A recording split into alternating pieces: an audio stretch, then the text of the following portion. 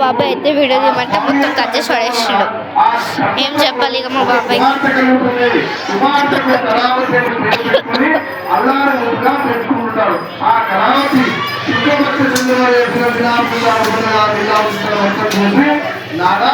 మనకు సంతానం కలిగినట్లయితే సత్యనారాయణ శ్లోకం చేస్తామని చెప్తుంది కదా. ఇంకా బుడ్డోడు వస్తున్నాడు నా దగ్గరికి. అది వచ్చారా హాయ్ చెప్పు. హాయ్ చెప్పు.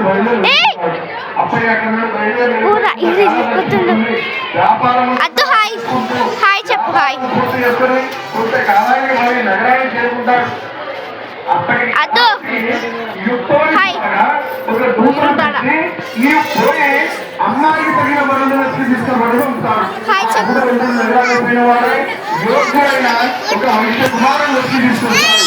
ఆ వైద్య కుమారుడు అన్ని విధాలుగా చూసి ఆ వైద్య కుమారుడు ఇచ్చి మహావైభవంగా పెళ్లి చేస్తారు. ఆనంద సమయంలో సత్యనారాయణ వ్రతం అయితే మర్చిపోతారు. వ్రతం నుంచి మర్చిపోయిన వారికి అన్ని కష్టాలు కలుగుతూ ఉంటాయి.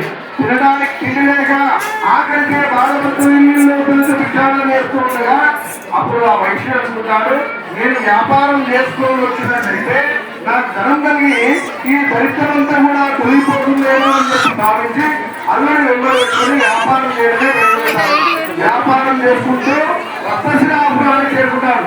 ఆ రత్నశిలాపురం నుండి చంద్రకేతుల మహారాజు రాజ్యాన్ని పరిపాలిస్తుండగా ఆ రోజు అక్కడ వ్యాపారం అంతా కూడా పూర్తి చేసుకుని ఆ వైద్యుడితో కూడా అక్కడనే నిద్రిస్తుండగా కొందరు దొంగలు రాజుగారి ధనాగారం నుండి కొంతమంది దొంగలించుకొని పారిపోతుంటారు.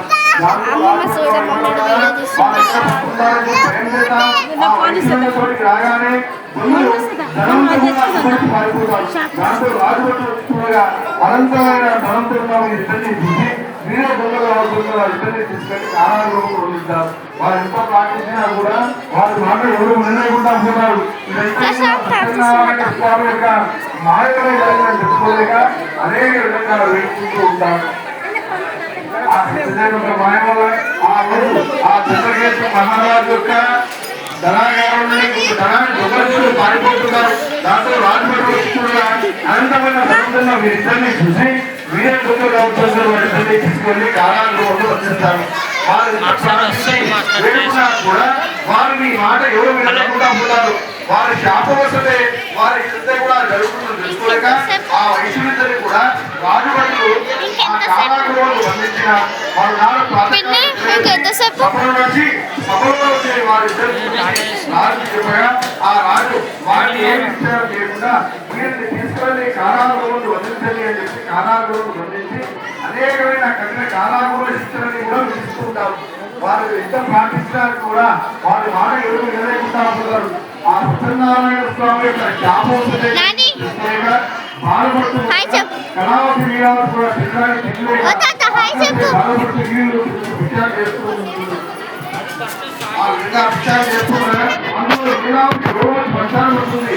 దాంట్లో కళావతి విచారణ చేస్తూ ఉండగా ఒకనాడు ఒక బ్రాహ్మణుడితో సత్యనారాయణ స్వామి వ్రతం జరుగుతుండగా అక్కడనే ఉండి ఉండగలని తీర్థప్రసాదాలు స్వీకరించి ఇంటికి ఆలస్యంగా చేరుకుంటుంది.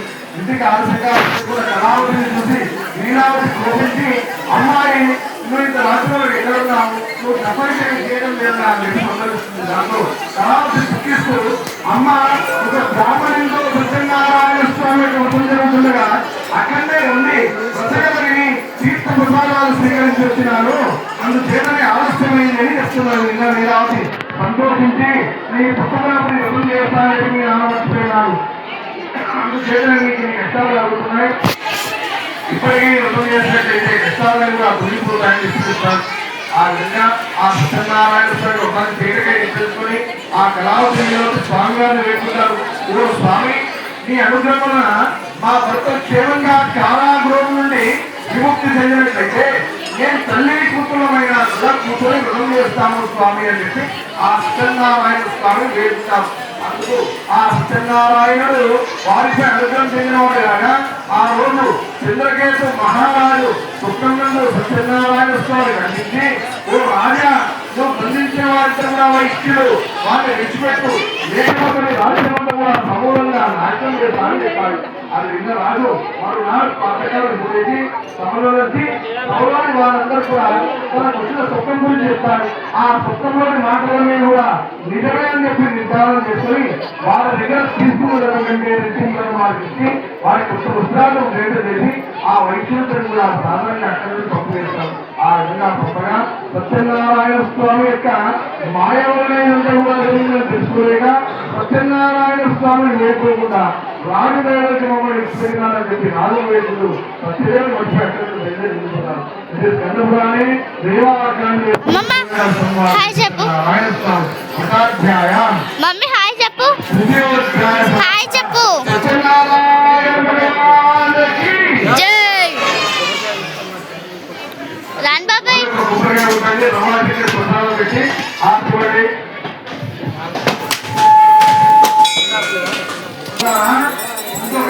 ఫోర్త్ స్టోరీ ఆ విధంగా వైద్యులందరూ కూడా రాజేసిన ధనమంతా కూడా పిన్ని. అక్కడ నుండి బయలుదేరుతారు. కొంత దూరం పోగా సత్యనారాయణ స్వామి వారిని కూడా సరే పిన్ని వారు స్నానానికి ఆగుండగా వారి పర్వాలకి ఇట్లా ఈ పర్వలో ఏమని చెప్పారగా ఆ సన్యాసిని అపహాస్యం చేసి ఓ సన్యాసిని మా పర్వలో ఏదైనా దొంగలించకాన్ని చూస్తున్నావా? మా పర్వలో ఏమున్నది ఆత్మవరం తప్ప ఏమీ లేదని చెప్పి అబద్ధం చెప్తారు. ఆ విధంగా అబద్ధం చెప్పినందుకు ఆ సన్యాసి అక్కడే ఉన్న ఆకారం శిక్షించి అక్కడి నుండి బయలుదేరి వెళ్ళిపోతాడు. ఆ విధంగా వెళ్ళిపోగా వైశ్యుడితో కూడా స్నానార్థకం ఆచరించుకొని మళ్ళీ పడవలోకి వచ్చి చూడగా పడవలోని ధనమంతా కూడా ఆశ్రమంగా మారిపోతుంది. ఆ విధంగా ఆశ్రమంగా మార్పు చూసి అక్కడనే మూర్తిని పడిపోతారు. కొంతసేపటికి పెళ్లి వేసుకొని దుఃఖిస్తున్న అందరూ మామతో చెప్తారు, మామ మనం ఆ సన్యాసితో అబద్ధం చెప్పినందుకే ధనమంతా కూడా ఆశ్రమంగా మారిపోయింది. మనం ఆ సన్యాసి పెట్టుకొని నేర్చుకున్నట్లయితే మన ధనమని కూర్చోని చెప్పి ఆ సన్యాసం పెట్టుకుంటూ ఉంటారు. ఆ సన్యాసం స్థితికి కూర్చొని తపస్సు చేసుకుంటూ ఉండగా సన్యాసిని చూసి సాష్టాంగ నమస్కారం చేసి అనేకంగా వెళ్ళిన సన్యాసి అంటాడు, ఓ వైష్ణులారా మీరు సత్యనారాయణ స్వామి చేస్తానే మర్చిపోయినాడు. అందుచేత మీకు నీ కష్టాలు అవుతున్నాయి. మీరు ఇప్పటికే యుద్ధం చేసినట్లయితే మీ కష్టాలను కూడా కుమిపోతాయని చెప్పాడు. అది విన్న వైష్ణుడు, ఓ స్వామి మేము ఇంటికి వెళ్ళగానే తప్పకుండా యుద్ధం చేస్తాము, మా అనుగ్రహించి మా ధనాన్ని మాకు ఇప్పించండి అని పెట్టుతాడు. అందుకు ఆ సత్యనారాయణుడు వారిపై అనుగ్రహం చెందినవాడు కాగా ఆ సన్యాసి ఆ సత్యదేవుడు అనుగ్రహం పొందినవాడు. ఆ ధనాన్ని కూడా ఇప్పిస్తాడు. ధర్మంతో కూడా కూడబెట్టుకొని చూడండి అది హాయ్ అది వారి నగరానికి చేరుకుంటాడు. వారి నగరంలో వద్ద పడవేసుకొని ఆ సామగ్రి అంతా కూడా కిందికి తెచ్చుకుంటారు. ఒక సూత్రం నుంచి మేము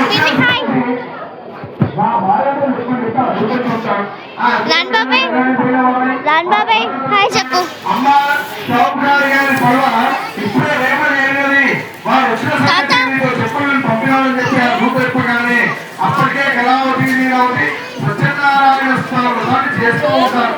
ఆ విధంగా వ్రతం చేస్తున్న వారిద్దరితో నీరావతి తన కూతురు కళావతి ఆ విధంగా వెళ్ళిపోగా కళావతి వ్రతం అయితే పూర్తి చేసుకుంటుంది కానీ తీర్థప్రసాదాలు తీసుకున్నాడు మర్చిపోయి వెళ్ళిపోతుంది. ఆ సత్యనారాయణ స్వామి యొక్క ప్రసాదాన్ని తీసుకోకుండా ఉన్నందుకు ఆ సత్యనారాయణ స్వామి గురువు చెందినవాడి కళావతి చూపిస్తారు. ఆ శాపవసుడు కళావతి భర్త పడవతో సహా నదిలో వెళ్ళిపోతాడు. ఆ విధంగా తీర్థప్రసాదం తీసుకోకుండా ఆ కళావతి భర్త పడవతో సహా నదిలో వెళ్ళిపోతాడు. ఆ వెళ్ళిపోయినందుకు అక్కడ ఉన్న ప్రజలందరూ కూడా ఆ విధంగా ఆశ్చర్యపోయి ఆ కళావతి చేరుకొని నా భర్త లేని జీవితం నాకు ఎందుకు అని చెప్పి తన భర్త పాదుకోలతో సహా అదే నదిలో స్నానం చేయడానికి ఆ వైశ్యుడు పుత్రికా వాత్సల్యం వల్ల పుత్రిక ఆమె ఓదారుస్తున్నాడు. అప్పుడు ఆకాశం నుండి మాటలు నిలబడతాయి, వైశ్యుడా నీవు సత్యనారాయణ వ్రతం చేస్తానికి మర్చిపోయినావు. నీ కూతురి వ్రతాన్ని ఆచరించి తీర్థంసాలను తీసుకోకుండా ఉంటుంది. అందుచేత భర్త పడవతో స్నానంతో ఉండిపోయాడు. తన ఇంటికి వెళ్ళి తీర్థంసాలను తీసుకున్నట్టయితే తన భర్త క్షేమంగా తిరిగి వచ్చిందని చెప్పి ఆకాశం మాట్లాడబడతాయి.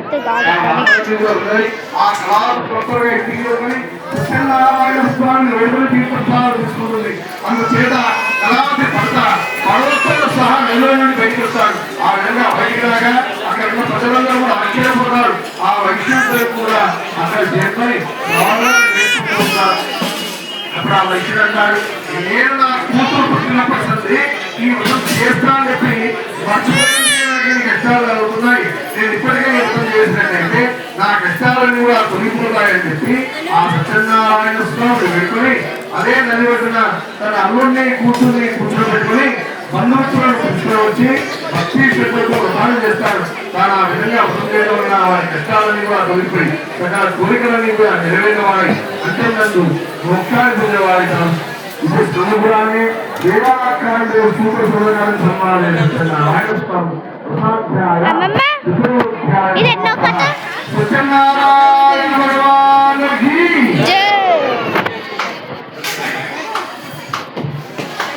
కొబ్బరికాయ కొట్టి బ్రహ్మాండ ప్రసాదం పెట్టండి.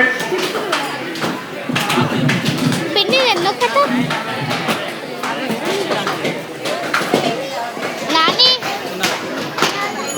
నాని ఎన్నో కథ మామా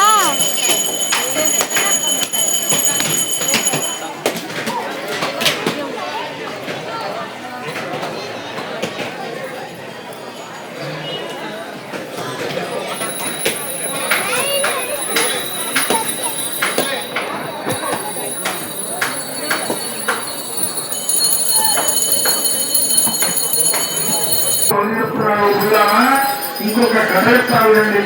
పూర్వంలో తుంగతుడు రాజుండేడు వాడు. అసలు రాజ్యంలోని ప్రజలందరినీ కూడా కన్న పిల్లలోనే చూస్తూ రాజపాలన చేసేవాడు. అసలు ఒకనాడు అరణ్యంగా పోయి అనేకమైన జంతువులన్నీ కూడా సంహరించి ప్రజలందరినీ కూడా అనేకమైన క్రూర జంతువులన్నీ కూడా ఇబ్బంది పెడుతున్నాయని తెలుసుకుని తన వేటగా వెళ్ళి ఆ యొక్క వేటలో అనేకమైన క్రూర జంతువులన్నీ కూడా సంహరించి తిరిగి ఇంటికి వస్తూ ఉంటారు. ఇంటికి వస్తూ మార్గమధ్యంలో కొందరు గుల్ల పిల్లలందరూ కూడా కూడిన వారై ఒక మనుషుడి కింద నది ఒడ్డున సత్యనారాయణ స్వామి వ్రతాన్ని చేస్తున్నలా చూస్తారు.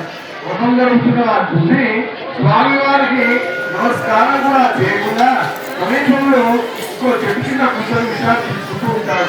ఆ విధంగా విశ్రాంతి తీసుకుంటూ ఉండగా గుర్రపిల్లలందరూ కూడా భక్తి సత్యనారాయణ స్వామి ఆచరించి సమీపంలో రాజు కూర్చున్నాడని చెప్పి గౌరవం చేత ఆ ప్రసాదాన్ని తెచ్చి రాజుకి పోగా ఆ రాజు ఈ గుర్రలిచ్చిన ప్రసాదాన్ని నేనిస్తాను అని చెప్పి నిజంగా భావించి తన అధికారం చేత తాను ఆ ప్రసాదాన్ని తినకుండా అక్కడే విడిచిపెట్టి వెళ్ళిపోతాడు.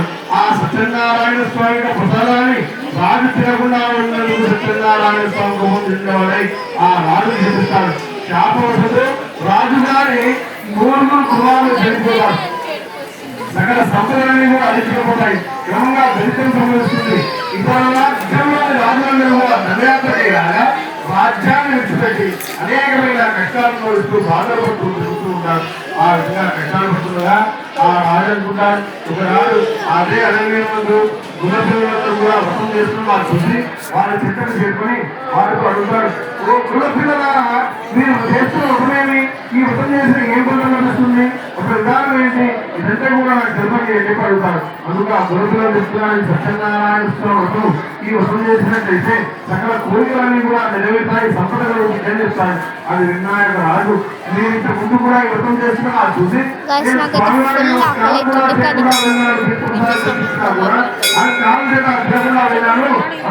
నాకు కష్టాలు అవుతున్నాయని ఇప్పటికీ వ్రతం చేసినట్టయితే నా కష్టాలు తొలగిపోతాయని భావించి మళ్ళీ ఆ గుణపిల్లలందరూ కూడా పట్టుకొచ్చి అదే మనిషికి కూర్చొని భక్తి శ్రద్ధలతో సత్యనారాయణ వ్రతాన్ని ఆచరిస్తారు.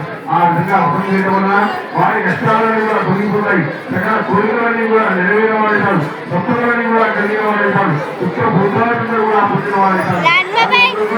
ప్రతి ఒక్క మాసంలో పౌర్ణమి కానీ ఏకాదశి కానీ రవి సంక్రమించడం కానీ విడకుండా భాగవతాన్ని చేస్తూ ఉంటారు. ఆ విధంగా ప్రతి మాసం వ్రతం చేయడం వల్ల వారి కష్టాలని కూడా తొలగిపోతాయి. ఆ విధంగా సత్యనారాయణ స్వామి వ్రతాన్ని వాళ్ళు చేయడమే కాక రాజ్యంలోని ప్రజలందరూ చేయడం కూడా వ్రతాన్ని ఆచరణ చేసి ప్రజలందరూ కూడా సుఖ సంతోషాలతో చోటును చేసిన వారైతారు. ఈ యొక్క సత్యనారాయణ స్వామి కొందరు కలియుగమందు సీతేశ్వరుడు అనేరు, కొందరు సత్యనారాయణ అనేరు, కొందరు సత్యదేవుడు అని పిలుస్తారు. ఏ పేరుతో పిలిచినా పలికే దయామైన సత్యనారాయణుడు స్వరూపుడు ప్రకాశింపబడుతున్నాడు. ఈ యొక్క సత్యనారాయణ స్వామి వ్రతాన్ని ఏ మనుషులు అయితే చేయడానికి శక్తి లేకుండా ఉంటాడో అట్టివాడు ఈ వ్రతం చేసుకున్నగా చూసిన వ్రతగల వెళ్ళిన తీర్థోత్సవాలు స్వీకరించిన ఆ వ్రతం చేసిన పంట లభిస్తుంది అని చెప్పి స్వయంగా సత్యనారాయణ స్వామి ఉన్నాడు శ్రీ మహావిష్ణు నాకంతో ఈ యొక్క వ్రత విధానాన్ని తెలిసేవాడు. ఇది స్కందపురాణే దేవాలకాండే మూల సూర్యకాల సంవాదే సత్యనారాయణ స్వామి వ్రతాధ్యాయ పంచమోధ్యాయ సమాప్త. సత్యనారాయణ భగవానికి ఒకసారి గంధం పసుపు కుంకుమ అక్షంతలు పూలు వేసి కొబ్బరికాయ ఉండండి.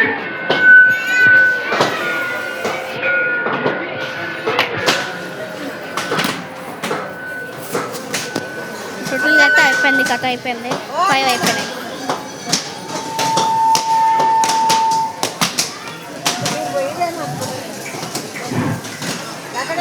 కొబ్బరికాయ వచ్చిన తర్వాత మీ యొక్క వ్రతం పీట ముందు క్లీన్ చేసి అక్కడ చిన్నగా ముగ్గులు వేసి నైవేద్యం పెట్టండి.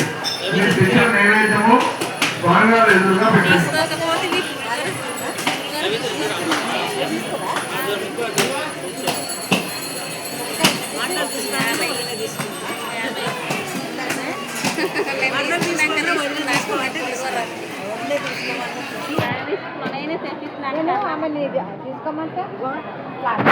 తెచ్చిచ్చిన వాళ్ళ అట్లా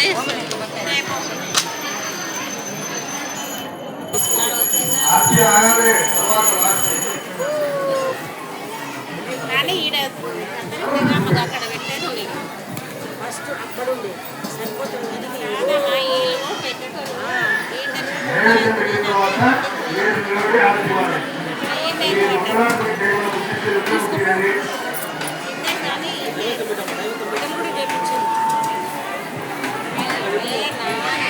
అమరాత్రి కానీ అతిపడి మీద కానీ ఏ ఉన్నా కానీ నైవేద్యం పెట్టి వెలిగించుకోండి.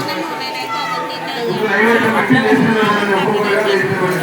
నైవేద్యం పెట్టిన వాళ్ళు మొత్తం మీద కూర్చున్న వాళ్ళు మాత్రం ఇవ్వబడండి.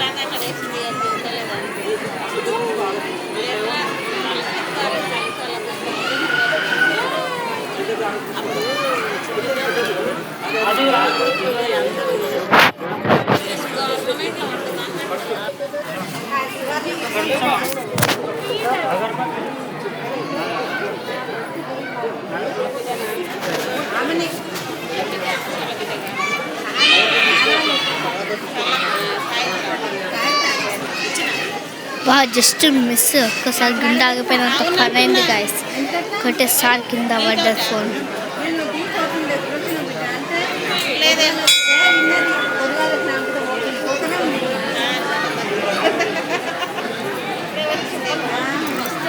తమ్ముళ్ళు అక్కడ ముచ్చట్లు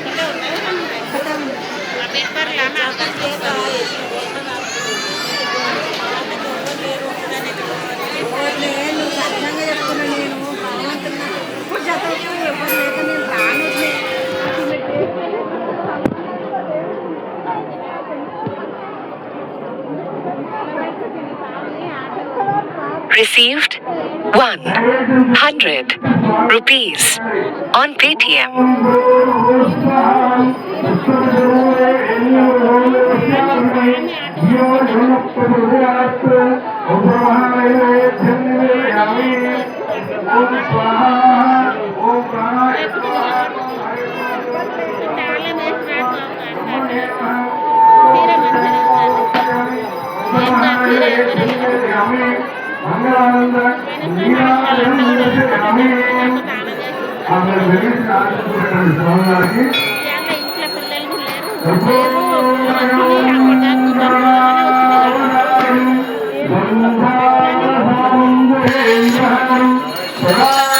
హాయత అయితే ఇస్తున్నారు గైస్ మొత్తం అయితే.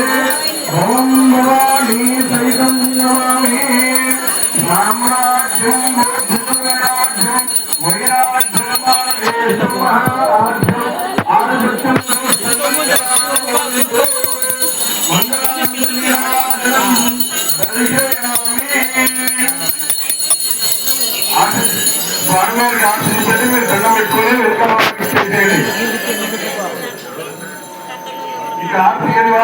మళ్ళీ మంగళం గోపవేంద్రాయ మణిరఘునాథనే చక్రవర్తి తనుజాయ సార్వభౌమాయ మంగళం మంగళానంద నిరాజనం దర్శయామి కర్పూర నిరాజనానంతరే సాధనీయం సమర్పయామి